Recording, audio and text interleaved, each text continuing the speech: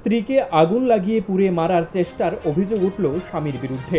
জানা গেছে, গত 2014 সালে আমতলী থানা এলাকার নেতাজি সুভাষ কলোনির কাজল সরকারের মেয়ে উমা সরকার একই থানার অন্তর্গত আমতলী চৌধুরী পাড়ার শ্যামল চৌধুরীর ছেলে শুভ্রজিৎ চৌধুরীর সাথে সামাজিকভাবে বিয়ে হয়েছিল। বিয়ের পর তাদের একটি পুত্র সন্তান জন্ম নেয়। সন্তান জন্মাবার পর থেকেই স্বামী শুভ্রজিৎ চৌধুরী আকন্টা মদ্যপান করে স্ত্রী উমা সরকারের উপর মানসিক ও শারীরিক নির্যাতন চালাতো।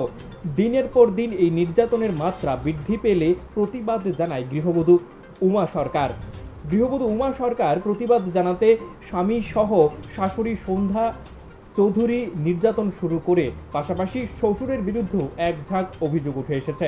পরে শ্বশুর সহ শাশুড়ির শারীরিক ও মানসিক নির্যাতন সহ্য করতে না পেরে গৃহবধূ উমা সরকার তার বাপের বাড়ি চলে যায়। পরে কয়েক